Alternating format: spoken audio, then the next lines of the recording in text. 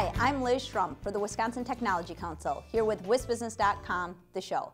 Just ahead, Tom Still talks about the upcoming Wisconsin Tech Summit, and Tricia Braun, who leads Economic and Community Development at the Wisconsin Economic Development Corporation, talks about the agency's recruitment and attraction strategies for 2015.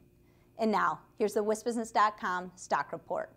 Rising residential real estate. New figures from the Wisconsin Realtors Association show the strongest fourth quarter for home sales since 2005. December sales were some 2% higher, and the median sales price was $145,000, a 4% boost. For the year, sales were down a little from a healthy 2013, but the median price was up 3%.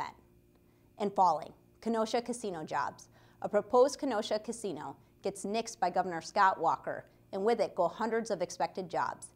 In the end, Walker sides with the Potawatomi tribe, whose lucrative Milwaukee casino would have been threatened by a new Menominee tribal gaming hall closer to the Illinois border.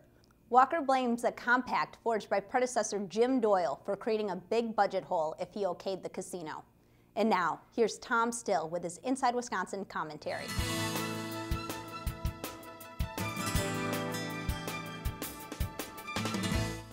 If you've ever gone on a speed date, and even if you haven't, you probably get the concept. A short meeting in which both parties exchange a bit of information about one another and break the ice with a goal of moving to the next level or simply moving on. That's the concept behind the second Wisconsin Tech Summit, which will be held March 23rd at the GE Healthcare Institute in Waukesha. Instead of a social speed date, this matchmaking exercise will involve large and small companies in Wisconsin's technology sectors.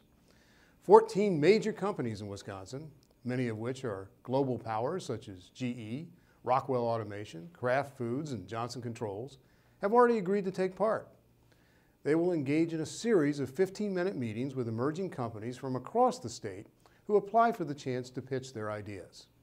Major companies will be able to hear from emerging firms with innovative products or services tied to areas such as big data, connected devices, and data analytics in sectors ranging from healthcare to information systems, and from power electronics to telecommunications. The evolving information needs of major companies may require strategic partnerships with innovative young companies. Potential business relationships might include contracting for research and development, becoming part of a larger supply chain, and pursuing investment or acquisition strategies. Emerging companies can apply to participate at wistechsummit.com. The deadline is Monday, February 16th. A selection process involving major companies and the Tech Council will follow. Selected companies may meet with more than one company, depending on mutual interest.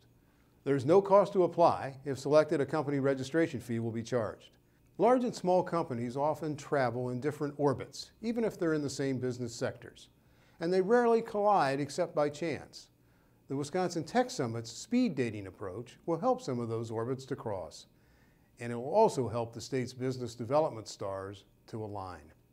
White Hirschbeck Dudek represents companies at all stages of development and in a wide range of industries to navigate the legal challenges of regional, national, and global growth.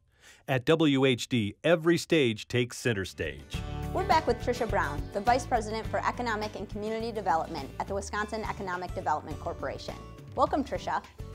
Hi, Liz. Thanks for having me back. I'm glad to be here as well. Please talk a bit about WEDC's new business attraction strategy, which emphasizes the state's industry and sector strengths to companies that may want to do business here.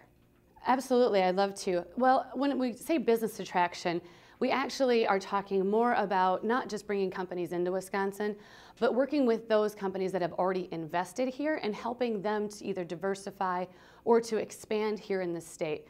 We also want to try to help them by bringing their suppliers in and their vendors in. So it really is about building Wisconsin's economy with what we've already built here. And how is your team working with WEDC's international staff to make the case for overseas companies to invest in Wisconsin? Very much in the same way. When we look at international opportunities, it's because a lot of our companies are trying to either break into that or they have overseas operations that they may be looking to expand, but may not necessarily need to expand overseas. So if we have that relationship here, we have a better chance of attracting that investment into Wisconsin. How has the Certified in Wisconsin program changed to make it easier to market industrial sites to business and developers? Well, the Wisconsin Certified Sites program has been around for about 3 years, and those projects that have established themselves and have been in the program have seen a lot of activity and success in attracting companies and big projects.